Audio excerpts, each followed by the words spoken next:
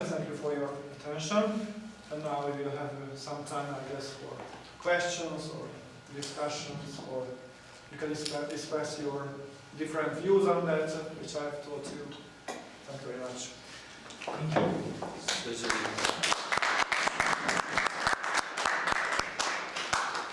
you. Toth, thank you very much for your insightful presentation and actually this overview of the Catholic Church social teaching.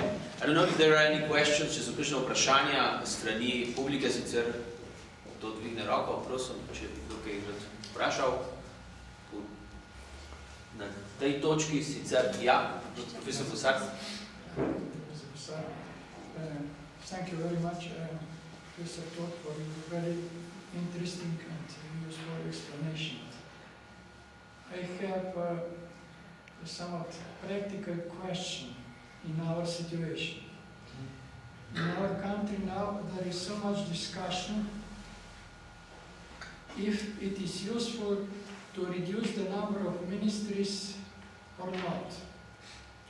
But it seems it is, if I look from the standpoints which you explained, this is not the first question, the most important question. The question is how to cooperate among sectors, among different planning sectors. A cooperation among sectors in horizontal level or vertical level could be very efficient in both cases, if there are more ministries or less ministries, if the cooperation is good. And even you mentioned the principle of subsidiarity, which is rooted in the church tradition already. And my question is, could you answer from your practical experience, how do you look at the approach of monitoring the problems which people are faced with? In the lowest level, let's say in the rural areas, or in the higher levels, or between the levels, you mentioned 3 levels and so on. Is this efficient? Because if I think simply about these problems, it's very, if you have main planning spheres, main sectors, which are, it could be ministers or secretaries and so on, and if you have a good system in which people express their proposals, their criticism and so on, that could be an efficient solution. How do you think about this? Thank you very much. It's a very, very complex issue, really. I agree. I think that you have given the answer. But it's not the number of the ministries which is relevant, but what exactly they are doing. Even many ministries can do a perfect job, and a few numbers of ministries can do an awful job. It depends upon whether they are well organized, whether they know what their job is, whether they have the right people, well-paid people for these important jobs. So there is no magic number, I guess, for ministries. It also happens in Hungary that when there is a government change, then the ministries are reorganized, they are either reduced or widened. Nothing really happens in real life.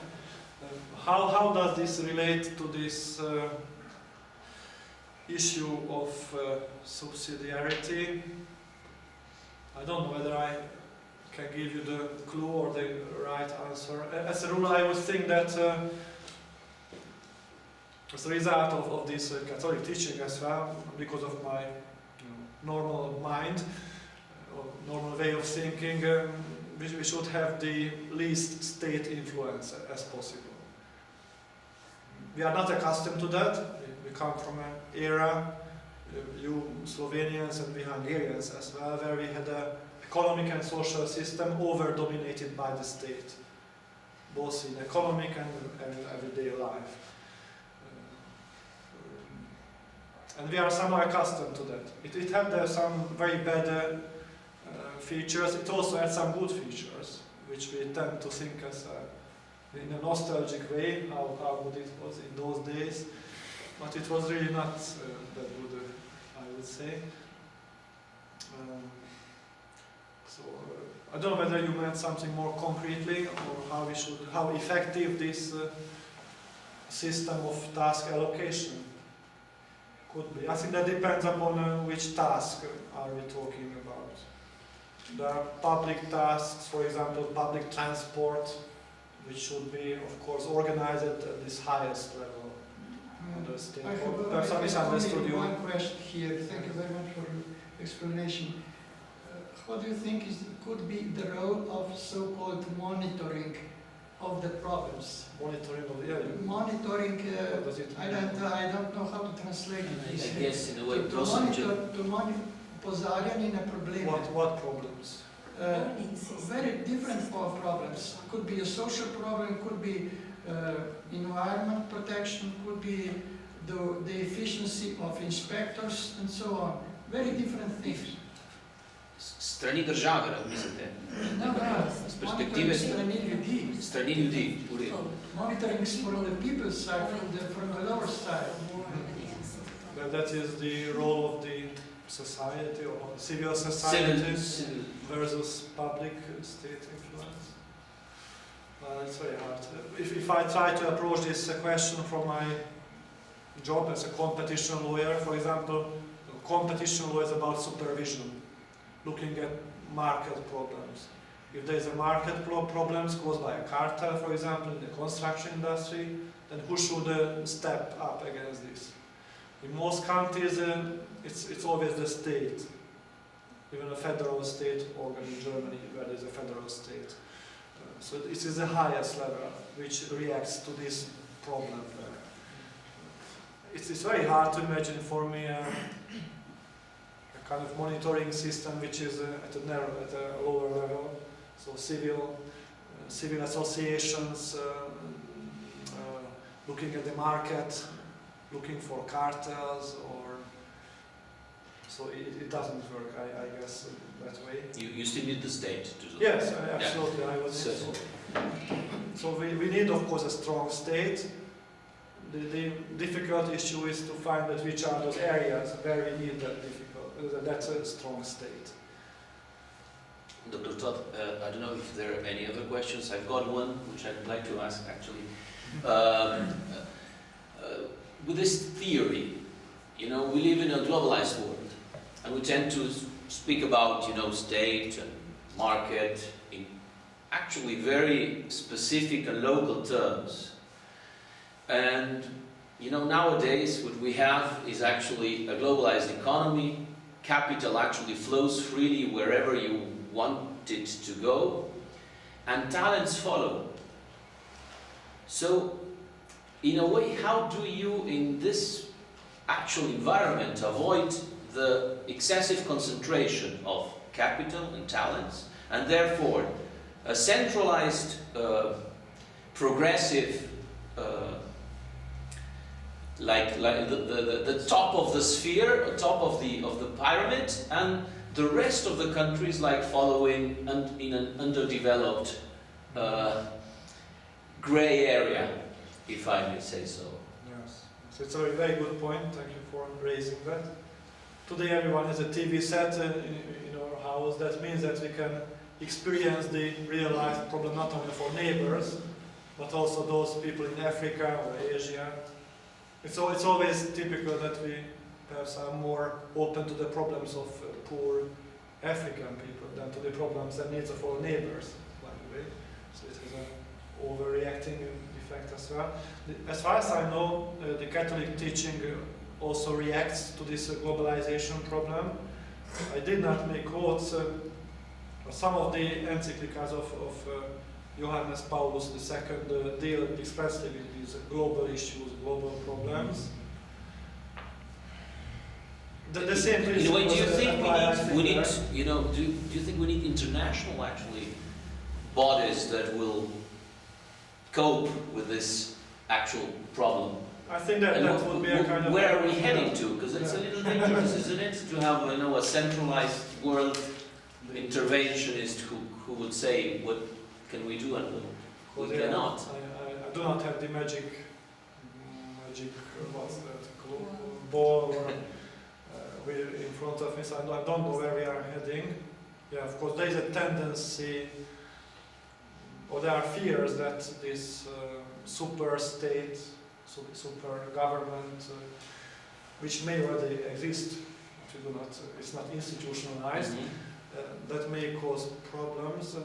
I'm not that certain. I think that's the same problem that we have with our national state. But if we can assign the right tasks to that institution, be it at an integrationist level, like the European Union, that's also kind of super state, or we can also put the other global government level in our vision. There are certain problems which are global, which go beyond the borders of the European Union. And for global problems, I guess we need global answers. If we can work out that with the help of intergovernmental cooperations, that's, I think, better. But if it doesn't work, then it means that we may need some global institutions to deal with these global problems effectively. If we do not give them, however, too much power to these global institutions, but in a well-focused competence to deal with real global issues, I do not think that would be a problem. Another point which popped on my mind, mentioning globalism, consumerism. But by the way, the Catholic Church is one of the first global institutions here, isn't it? That's true. It is truly global. It's organized, it's functioning globally. They are becoming more and more European, non-European bishops in the Council of Bishops voting for the Pope. So the day will come when our Pope will be an African priest very soon. So that's one point. So the Catholic Church is not a nationalist church, like some churches are. It's really a global-minded church. Therefore, some of its economic messages are quite global and seem to be very liberal. The Pope at some point discusses this issue. I mentioned that also to you, that when the consumers buy a certain good, it's a kind of vote. When we give our money, we fund people either in our home country, in Europe, or in China, or in poor countries. Is it a question which we pose when we buy a t-shirt or a suit? Where is it produced? Most people in Hungary do, so it's becoming a political issue that you should buy, you're a Hungarian, you should buy Hungarian. Or I live in a country town close to Budapest called Cegléd. There we tend to buy agricultural products produced nearby. Not only Hungarian is the magic word, but let's buy local products. So how can we widen this circle or narrow it? And the Catholic Church, as I said, is a global church. Or Christian approach is that, what is the English phrase for brothers? Who is my brother? Who is my sister? Who is my relative? It's not only Hungarians and Slovenians, but even Chinese and Afghanists and American people. So national background does not really mean a lot. Out of this Catholic teaching, we could even get to the answer that if I had to choose between the product of a poor African producer and a wealthier Hungarian one, then I should even choose the poor African one, because thereby I somehow subsidize, I fund his manufacturing, I help him to become more wealthy, put on the same level as the Hungarians. So it's a very good question for discussion. I think that we are far from this. A question for the professor. A question for the professor that you are, in a way, we all, some other specific levels studied economy or more, numbers in general. And given the situation that we certainly require more from in the innovation field, but also in the field of moral aspects of what we do. What do you think about economies, maybe including more philosophy, more moral studies in the teachings of their careers? Is it something that has to come? That is something that we will probably learn from the crisis we have now, because it's in a way also a moral crisis, isn't it? Yes, I agree with you. Perhaps it's not a crisis big enough to learn that. to learn that, but that might come. That's how we work, humans. We need a big shock to change our mind, to change our attitude. But that's normal. That's why sometimes wars are not that really bad. They also have some positive outcomes. Please don't misunderstand this statement. So, well, yes, of course, there is a need for teaching this, for example, the social teaching of the Catholic Church at universities, I would say.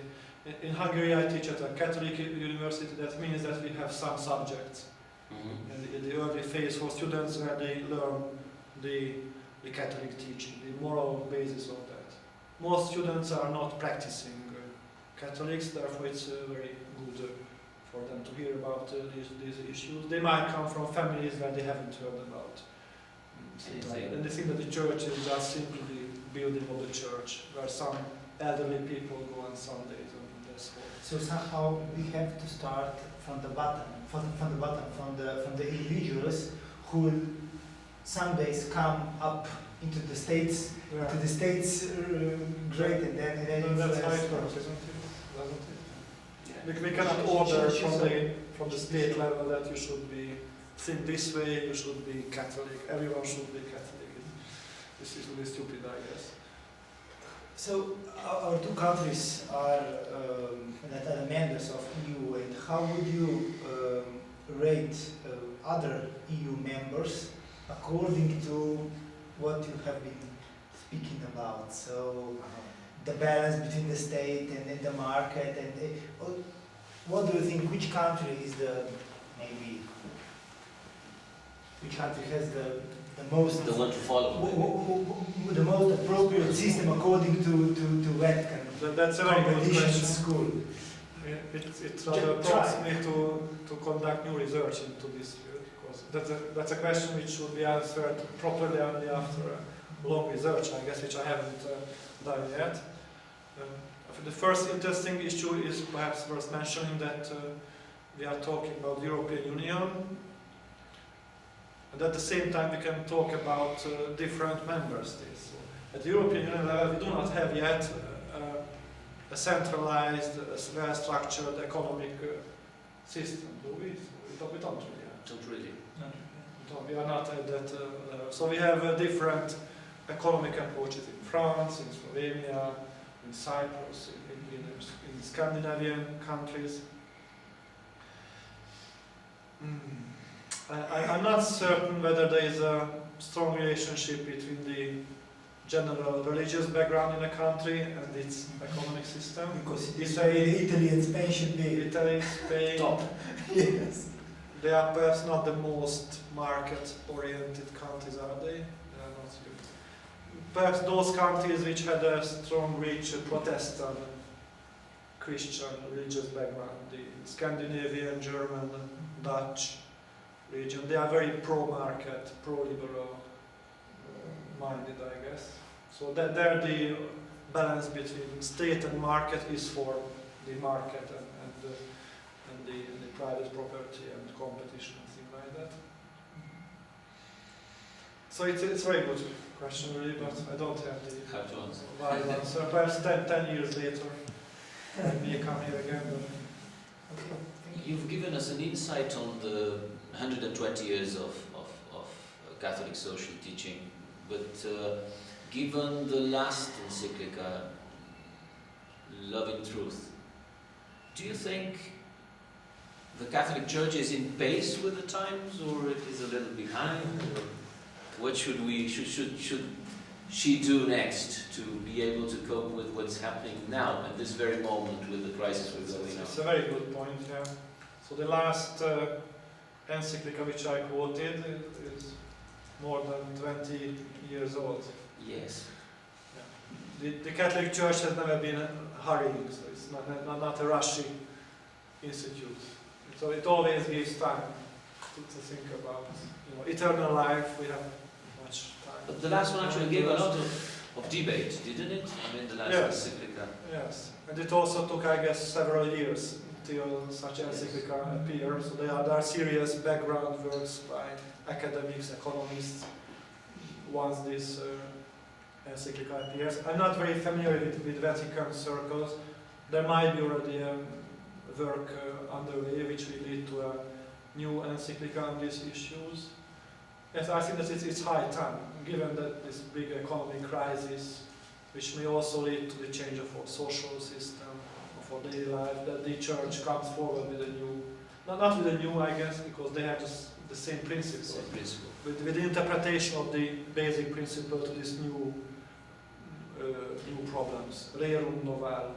That means new issues, new problems. Yeah, that could be a good closing word.